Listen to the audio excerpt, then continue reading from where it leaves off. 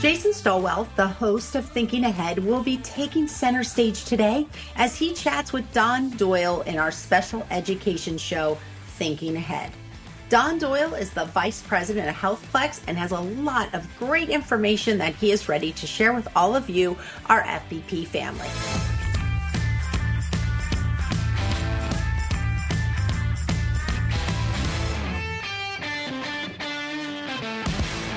Hi, everyone. I hope you're having a great day. I am your host of the weekly show, Dory Nugent, but every 3 months, the Fitness Business Podcast hosts the Thinking Ahead show that allows for us to dive deeper into a topic for you. Today's Thinking Ahead is designed to get you thinking. We want you considering trends, movements, and ideas before they are common. This show will get you ahead of the trend curve for sure. Now, before we start, let's give some love to our sponsor today, ISSA. Health club leaders, you work hard to ensure your members have the very best fitness experience, right? You need personal trainers who do the same.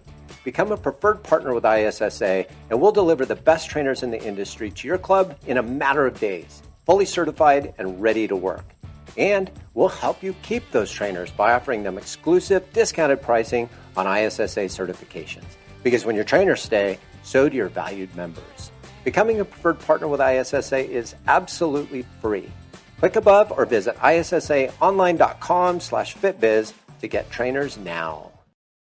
Thank you to the team at ISSA. Make sure you check out the wide array of courses at www.issaonline.com. Get your pen ready now for Keep Me's Fit Bizpiration. Hey there, Fitness Business Podcast friends and family. You're going to want to have your pen and paper ready for this one. Today I sit down with Don Doyle, Senior Vice President of HealthPlex Associates, a seasoned veteran of the health and wellness industry. Don has been involved in club operations for over 20 years and has been responsible for implementing many successful growth and development strategies over that time. Don has been a featured speaker at IRSA, Club Industry, and the Medical Fitness Association's annual conference. We sit down to discuss managing your members' visits, as well as addressing the economic challenges to both your mission and your margins. You're not going to want to miss this one. Next week, we are back to our regular episode, and Laura Tolhook joins in on the fun as she talks about KPIs and using them as indicators to smash growth charts. MyZone has pioneered unique wearables with talking point technology that makes the difference. Reach more members of your community and keep them engaged for longer through motivation and gamification wherever they choose to work out. In the gym, at home, or outdoors, we're stronger together. Get in the zone at myzone.org. It is time for me to hand the mic over to Jason Stowell along with his guest, Don Doyle. Welcome, Don. It's a pleasure to have you here with us. Can you start by just telling our listeners a little bit about yourself and HealthPlex Associates? Absolutely. Thank you, Jason, for having me. My name is Don Doyle. I'm the Senior Vice President with HealthPlex Associates. We are a management and consulting company, mainly in medical wellness, but we branched out recently, and now we have managed some recreation facilities and some foundation-owned facilities. But the core of our business is to manage through medical wellness. I've been with the company for about 15 years. I started as a general manager in one of our facilities and then grew into some corporate dealings and now serve as the senior vice president. So we have 13 clubs across the country, all sponsored by either a foundation, recreation group, or a hospital setting. And we sort of specialize in managing through metrics and managing the clinical integration piece. And in medical wellness, that seems to be the pearl. It's not uncommon for medical wellness centers to have 25 to 30% of their membership coming from integration. So we see patients coming from, extension of physical therapy, cardiac rehab. We see patient populations coming over with diagnosis of osteoporosis, diabetes, Parkinson's, any type of neurological disorder. And we manage their conditions through effective program development. So a lot of times supporting body weight. An example with osteoporosis, we get it a diagnosis, and we work to, have people support their body weight. We do vibration technology. We do a bunch of different things based on the diagnosis. But so 25% of our membership comes from clinical services and facilitates from referrals from healthcare professionals. 75% of our members are here because we're a good, community wellness center. We're a, high-end fitness facility. So a lot of times when you hang the hospital's name on the door, it comes with, the promise to our members of, certifications, cleanliness, and, it comes with value expectations when you become affiliated with a hospital or foundation. So we're very fortunate that we've been able to partner with, healthcare systems to help us deliver our fitness model. And our members really seem to enjoy that value added. So we tend to be the price leaders in our communities, but, as long as you're creating value, we always say, price is what you pay for something, value is what you get. So if we can create value for our services, then, the members are normally fine with our pricing structure. That's a great answer. So let me ask you, because you touched on a point. I was going to say this for a little bit later in the interview, but since we're here now, physician referrals has become like this great priority for all of us, right? We all understand that there needs to be a deeper integration with the medical wellness or with hospitals just in general. But physicians are still reluctant to feed referrals into us. As a matter of fact, a peer of mine was at one of their events, and we all talk at our events about how we've got to find deeper integration. And we all speak about it ad nauseum, but we're not even on their 10-year roadmap.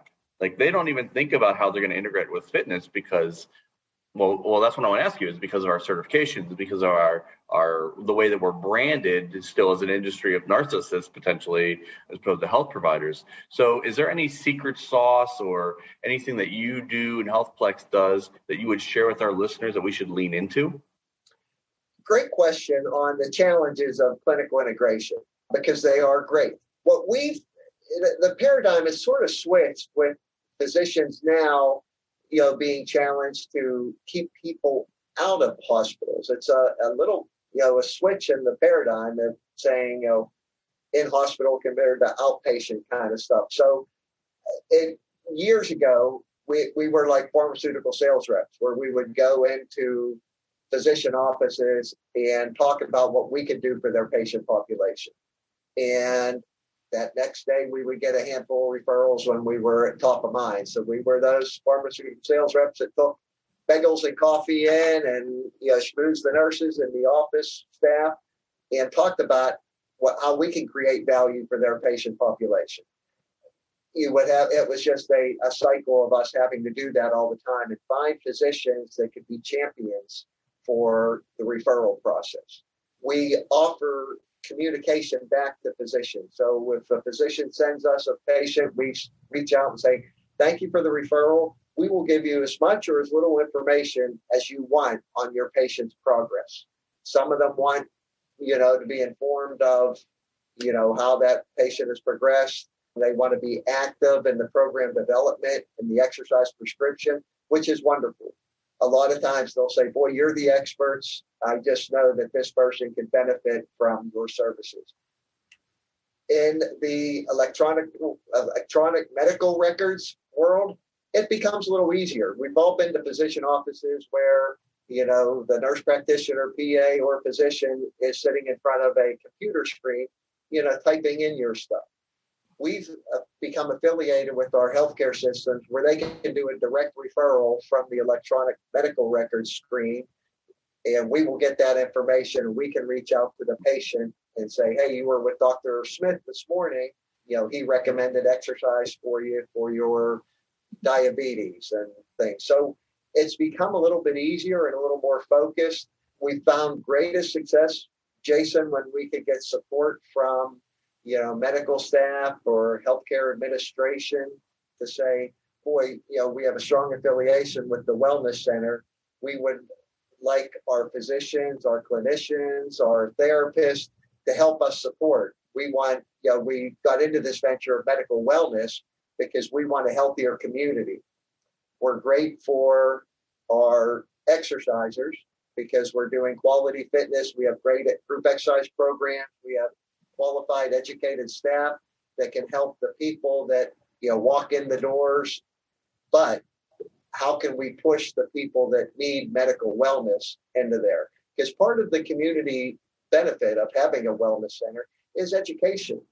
And a lot of times what we'll offer through our healthcare systems is an opportunity, to educate our communities on different things. We'll have physicians come in and talk about, exercise prescription for, cardiac rehab patients. We'll have our physical therapists come in and offer gait analysis and talk about shoe wear for outside walkers. We'll have people come in and talk about, we're in the Northeast, heat acclimation. Okay, so you're exercising outside in the heat. Here's some things to do. So it's an education process. And sometimes we fight the stigma that we're just a gym. But with the medical, input, with the clinical referrals, with, the affiliation with the hospital, we offer so much more to the community. And we want to, that's always our challenge, is to reach out to the public and say, use us as your, educational resource for health and wellness, and not just a gym to take Zumba class or a gym to get on the treadmill. So the programming becomes, a challenge, number one, but a huge benefit. We can reach out and we do diabetes education classes. We do Parkinson's exercise. We're certified to do, the rock steady boxing for Parkinson's patients. We can work with neurological disorders in a group setting. So there's that, it's almost like those, support groups. And, through the pandemic, that was the group that I think missed us the most. We have this real active Parkinson's exercise programs in one of our facilities in the Northeast. And, we tried to do it virtually, and they lost that socialism and, the camaraderie and the support that they get from the fellow people and see the progress.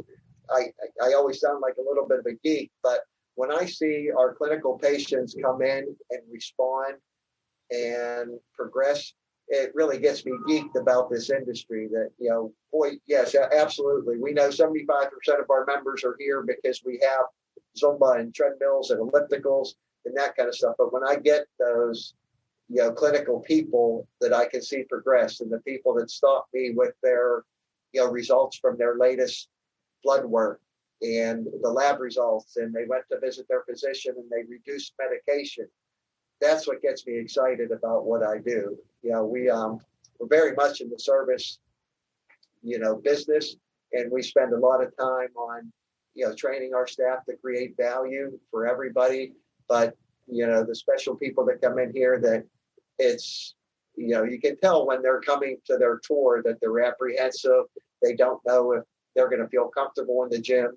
So with our staff creating value and creating a comfort level that they can get here, really gets me excited about, what we do in our industry. And I tell, my wife, my family, my coworkers all the time that, I'm in a field that I love. We make people comfortable coming in, and, I share with my front desk staff that, they might not be impactful in the program development of one of our bariatric patients or our diabetes patients, but them greeting them and them making them feel comfortable and them saying, great job coming today. And when the person's leaving, we're scripted to say, thanks for coming in today. When are we going to see you again? We want to help them with accountability because we know that it's a challenge. Can I jump in there? Because you said something, I've had the pleasure of hearing you speak multiple times. And what I'm incredibly impressed with is your benchmarks and KPIs and scripts and if this, then that. So can you lean into that a little bit more? Like you said, like making sure people are greeted, making sure that we're tracking the right data. I think this is the stuff that our listeners really are interested in is how do you create these valuable relationships with our members so that they're not just numbers coming in and out. Absolutely. So the first thing we know in our industry is that people vote with their feet. most people aren't going to stop in the office of a general manager or membership service director and say, boy, I'm not really happy with the cleanliness of the facility, so I think I'm going to terminate my membership. They'll just quit coming. So we educate our staff on retention, and we talk about how retention is key in our industry. Most of our centers we've been in 10 years plus. So, you get an influx of new people all the time. But if we're not good at keeping our members, the financial model, as you talked before about mission versus margin, the margin's going to be tough. And without margin, we have a hard time serving the mission. So we understand how important retention is in our industry. So we manage the heck out of our retention efforts. We look at details of a member's visits per month. So let's say, to make the math easy, let's say we're $60 a month for the fitness membership. If I look and my average member is coming 3 times a month, that's a little scary. That's why people in our industry have gray hair, because if people look at it, they say, well, I pay $20 per visit. And I reach out to my staff and I say, okay, for our people that are coming, 1 time a week, so 3-4 times a month, we better be really good when they get here because they're paying $20 per visit. Now, we know that our industry tells us, with IHRSA Club Industry, Medical Fitness Association, all of our governing, groups, we know that the more people come, the less likely they are to terminate their membership. So we manage that aspect of their membership. So we look at usage patterns. All of the software management softwares that are available now, they tell you so much about your membership and usage patterns, and we staff and have classes based on those usage patterns, but we manage our members. So if we see a decrease in usage from Jason Stowell, that he used to come 4 times a week, now he's only 2 times a week, that sort of creates a red flag. We'll reach out and we'll say, Jason, what haven't we done to encourage participation? We've seen you drop a little bit. What can we do better to make sure you get here? So the calls, the scripted calls that we have, the member emails, the group emails, the constant contact, the member communication is so important to us. We know that communicating with members increases awareness and increases participation. So I can go and do an audit of a facility and look at how many members they have, what their usage is, the visits per member per month. And like we said before, managed by numbers, we can identify potential concerns. We say, boy, your retention is going to be an issue if we don't either create greater value for your membership or get them here more. I love the concept of, success isn't a happy accident, right? You don't, a lot of times we'll say, well, the morning receptionist is just such a jovial, happy person that our net promoter scores are higher in the morning, right?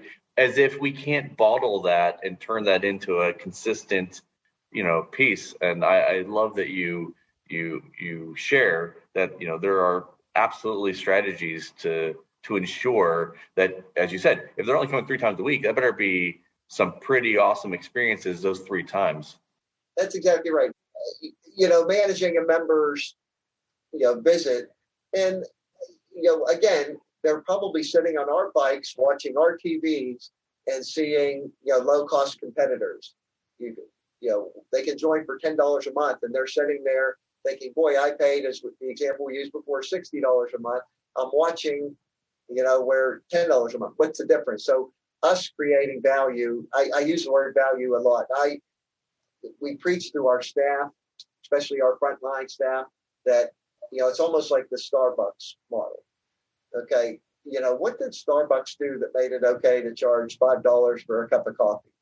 I get intrigued by some of the high-end service models of Chick-fil-A, of Starbucks, of Four Seasons hotels. What have they done to create, as you said there, what we look as the net promoter score? What have they done is create, repeat business from their customers? And how can we model that behavior? And, we start with our front desk because that's our reception staff. It's the appearance, it's the energy, it's the scripting, it's the training. I remember early on in my fitness career as a manager, a member stopping me and saying, boy, the reception I got at your front desk was so nice. It really motivated me to come here. And I said to the member, oh, you must have been here Monday morning, because that's when Betty works here. And I thought to myself as walking back to my office that, that's not fair to our membership. I should create a standard where everybody is at that level. I understand that you have people that are just, really special and really unique in their efforts to, want to help us satisfy membership. But, the standard should be that everybody's there. And it really made me change some of my management philosophies by, creating policies and procedures and holding people accountable for performance. And taking time with the hiring and selection of employees. A lot of times we hire out of convenience. And, I found that as I became, more advanced in my management and more seasoned, that I had a better understanding and better idea of who I wanted to help represent our fitness facility. So I take time with the selection, and we take a lot of time on training our personnel. And it's not just the, high level, department managers or fitness professionals. It's everybody, because we want to create an atmosphere that's conducive to somebody wanting to stay and wanting to bring their friends. So, we talk a lot about, the metrics that we manage. So retention, we know what, when our facilities have usage and have, participation in group exercise classes. We know that when, 9 or 10% of our membership is paying for, personal training or fitness services, we know that, that supports retention. An important thing to us by creating value. Another example is group exercise. We ask our group exercise instructors to be there, early and greet the members as they're coming in the door. I have, wonderful stories of, me witnessing some of our group exercise instructors meeting people, not at the front door of the studio, but at the front door of the fitness center or at the front desk. Fist pumps the people coming in for boot camp class saying, okay, you go get the body bar, you get the 25-pound kettlebell, you get, and creating value. I've had a personal trainer that came to me and said, Don, I want to create something a little special for my clientele. So when I'm going to leave a list of my schedule at the front desk, and when my clients come in, if you could give them a bottle of water and say, here, this is on tip. And then at the end of the week, charge my account for how many waters we gave out. I thought, that's a special trainer. He gets it. It's not just where he's, creating value once he's there. He's creating a brand for himself. And, he's trying to separate himself from the competition that are his coworkers by doing something a little extra. We ask our, fitness floor staff to circulate. And, we have stories of carrying, cups of water on a tray and going up to people on a treadmill. They're a captive audience. If you go up to somebody on a treadmill and offer a workout towel, a drink of water, it's, again, creating value and changing the expectation of our membership. And we talked a little bit about, Starbucks. They went from calling their, coffee servers baristas. They write your name on the cup. I travel a lot. I go to airports and, some of the other coffee places, you can walk right up and get a coffee. At Starbucks, there's a serpentine line around, half the terminal for people waiting to spend $5 for a cup of coffee. So, they did something right. They created value for their services. So we try to, do that. We try to be a real high value, high service end and change our expectation of our membership. Some of the other metrics we manage on the revenue side is we know, again, a successful club, what percentage of their total revenue comes from non-dues revenue. again, when you're the price leader in the communities and your membership dues are a little higher than your competition, we know that membership drives your revenues. We try to get our facilities about 25% of the revenue coming from non-due streams. So that's the personal training, the massage therapy, the fitness programming. If you're selling supplements and drinks at the front desk, if you have a little pro shop, swim lessons, we know that when people are spending non-dues money at your facility, that helps with your retention because they feel more engaged when they're spending on programming or services.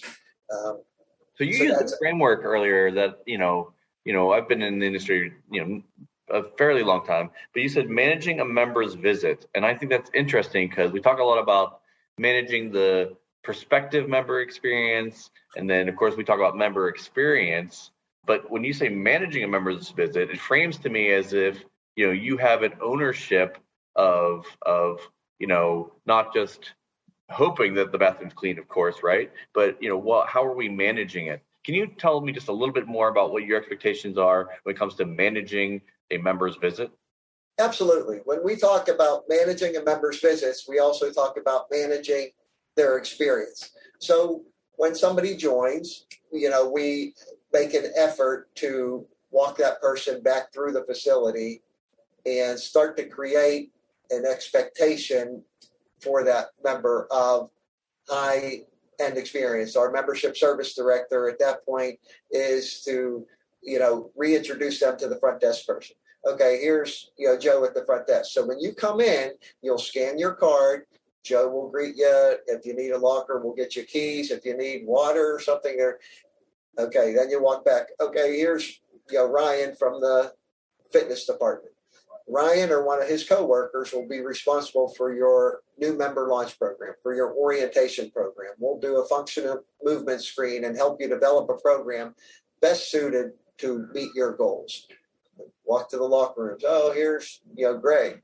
He's one of our housekeepers. So if you ever have any questions about, cleanliness, or if you misplaced something, hunt Greg or one of his coworkers down. So we're just trying to create an experience. And now, with the management software programs we have, we can send out communication efforts for a new member. So when a new member gets entered in from our membership service director, they immediately get a thank you and welcome letter from the general manager saying, hey, thanks for taking the effort to come in today. I'm glad it worked out and you found value in our services and you became a member.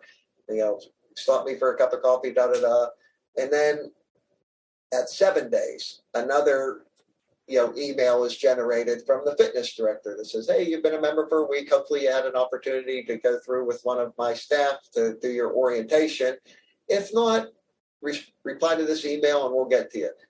Then we have parameters of 10 days, 30 days, 60 days where we are forcing out communication efforts to the members. But we also do, calls from the front desk when we have, time at the front desk where we know the usage patterns, where our front desk or our fitness team will make calls to new members, make calls to existing members on certain intervals of their, membership length, to thank them for being a member, making sure that we were proactive and helping them reach their fitness goals.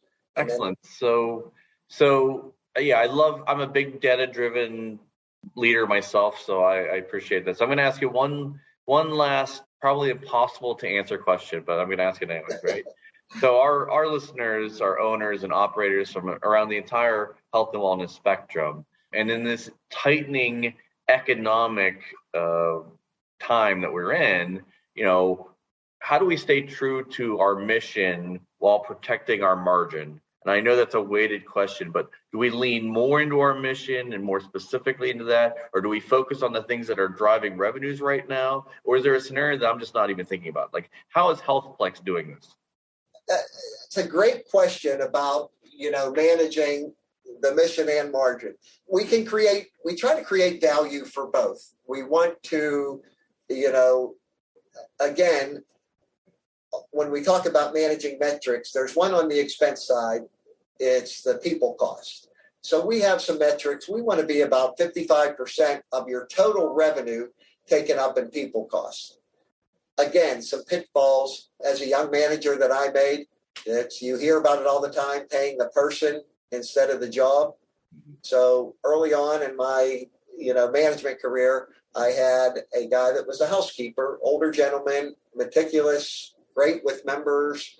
All of a sudden, I looked at his payroll, and I thought, oh my goodness gracious, I'm paying Bob $20-$25 an hour to basically clean the locker rooms and clean equipment. And that's a pitfall. I justified it by saying, oh, he works membership retention, he's good. But at the end of the day, you have to be true to your ownership group, or you're sponsoring healthcare system or foundation, and pay people instead of the job. So we try to manage that metric by a percentage of revenue. Well, it's also important that you can do that and maintain your service model. Again, in this day and age where everybody has a hard time with staffing, staff retention is so important. We look at that as key because, as I told you before, we spend a lot of time launching a new employee like we do a new member. And we want to be sure that they're offering the service that is conducive to our service model. So we're invested into that employee. So we try to, again, create value for employees outside of just the paycheck. We want to support their efforts. We look at, growth strategies for employees. We want to, help our employees if they're interested in the industry, grow in the industry. And if it might not be here, but, I might develop a great trainer that is going to be somewhere else as a great trainer one day, which is fine with us because we want to, when they say a high tide rises all boats. So if there's good trainers and good fitness and medical wellness facilities out there, I think we all benefit. So managing, your people cost is important, and it's a little challenging. I'll give another great story. One of my favorite stories is I was at one of our facilities in Texas. And I'm always, scoping for high energy, positive people. So I was in a Chipotle or one of those, Mexican restaurants, and the girl was so engaging.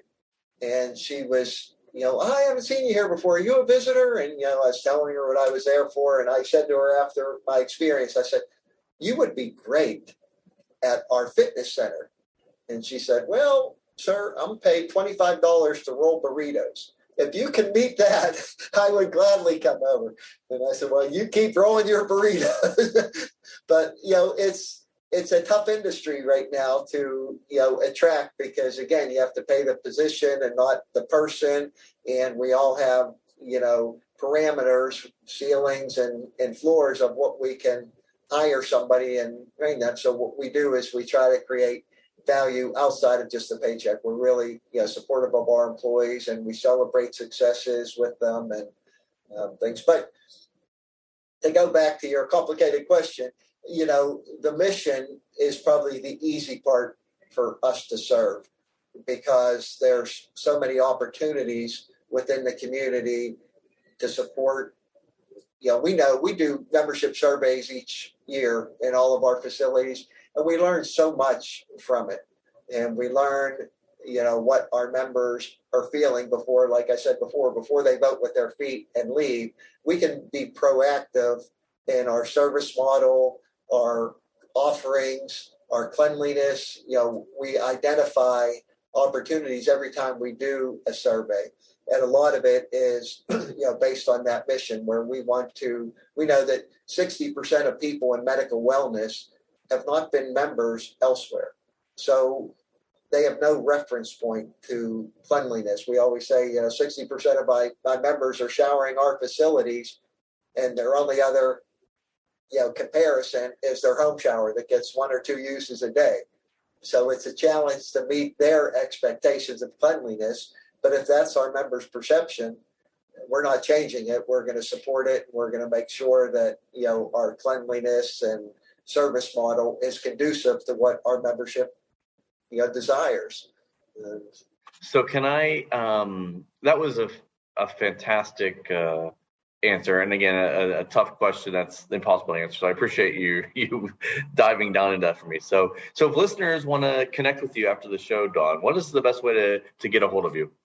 Okay, I'm active on LinkedIn, so you can look at my LinkedIn profile, and it's Don Doyle, and with HealthPlex Associates.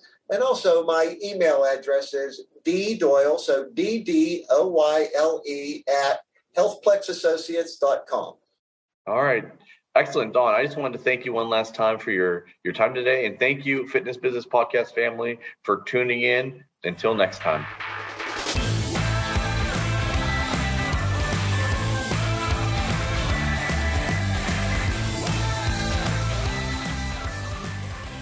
Looking for a gym wipe that is gentle on fitness equipment but tough on eliminating germs? Look no further. Vapor Fresh gym wipes are specifically designed to be safe on all gym equipment. And the fact that they are the only plant-based disinfectant wipe on the market makes them the top choice. Vapor Fresh wipes come in 2 convenient sizes. The smaller canister is perfect for home gyms and boutique studios, and the jumbo refill roll fits perfectly into the dispensers. Vapor Fresh wipes, 100% happiness guaranteed. The Fitness Business Podcast has landed a milestone. As a team, we have successfully hit 1 million downloads. Everyone on the team is super excited, and our guests have joined in on the fun congratulating the Fitness Business Podcast. Let's have a listen. Hello from Toronto, Canada. This is Mohit Rajans, author of Rethinking Your Content. I was so pleased to be on the Fitness Business Podcast, episode 337, talking about the changing world of content marketing and how the fitness business is prepared for it. This podcast is one of a kind. I congratulate you. 1 million is tough to hit, and I can't wait to be back on a future episode. Mohit Rajans from Toronto, Canada, saying congratulations. Quickfire 5, sponsored by Hapana. It is time for me to introduce our Quickfire 5 guests. Please welcome Laura Tollhook from Essential HR. Now, let's find out more about Laura and why all of you out there listening need to tune in next week to hear her episode. It is time for the Quickfire 5 questions with today's guest, Laura Tollhook. She is the president of Essential HR. Laura, do you know that you are the very first person we have new questions. You're the first one. Oh, no. Okay. This is going to be a little harder then. First of all, welcome to the show. Welcome to Quickfire 5. We're excited to have you on next week for your full interview. But today we're just going to get to know you. I'm going to ask you a couple fun questions, and then you get a chance to pitch yourself. Awesome. All right. First one is, what is one item on your bucket list? Okay. I would have to say one item that we haven't done yet is I would love to bike through Holland. My dad and all of his family are Dutch. I've never actually been to that part of Europe. And so biking, even though I don't even own a bike, would be one of my bucket list items. Good bucket list. I like that. Okay, on to our next question. Whose business brain would you like to pick? I'm going to pull out a Canadian name here. Now, you might recognize her. Her name is Jillian Harris. And if you're an HGTV fan, she's got her own show, but she actually started on The Bachelorette like decades ago and has built her own really strong brand over in British Columbia. And I follow her. I love her. And she's amazing. I'd love to sit at a table and talk with her. Yes, and in case I don't think I said this, but you are coming from Canada, which we love that our guests are global. So I am welcome, right? Thank you. I love it. All right. Number 3, let's move on. What is the most visited page on your website? So typically it's one of our blogs. And recently the most visited one was the vlog, Do I Have to Provide Bereavement Leave in Canada? But it is closely followed typically by what do I do if an employee keeps using terms of endearment with customers? And what do I put in an employee file? So all really HR related how-to questions. All right. We will make sure that we get your web address on our show notes so they can check out your blog. All right. Please recommend a book for all of our SVP family out there. Okay. So if I'm going professional, if I'm trying to pretend like, I'm a big reader and every night I'm poring over Simon Sinek, I would probably say my big recommendation would be Patrick Lencioni's 3 Signs of a Miserable Job. But if I'm being truthful about what I actually read, I would say the whole Bridgerton series by Julia Quinn is actually what I'm reading at night right now. I love the two hats. Awesome. All right, here we go. What is one moment for next week's episode? Okay. So as small business owners and scaling solopreneurs, we have this opportunity to build the business and be the manager we always wanted to have. And that can be scary, but we can break it down to make sure that there's little pieces. So little things that we can do to make sure that we are the manager that we always wanted to be. And we're going to talk all about performance. We're going to talk about how to really inspire people, because let's be honest, some of us grew up as leaders and we were always leaders and we had that great, inclination for management. But a lot of us, me included, we've had to learn how to do the right thing and say the right thing at the right time. So we're going to talk about how to be that leader and sometimes how to get over our fumbles. All right. Next week, everybody, come on back as Laura Tollhook talks about using key performance indicators to smash growth targets. Thank you to our founding partner, Active Management. Our partners, Keep Me, MyZone, Discover Strength, ISSA, and Hapana. We also want to thank our advertisers, Rex Roundtables, MX Metrics, and Vapor Fresh. We believe what you leave behind is not what is engraved in stone monuments, but woven into the lives of others.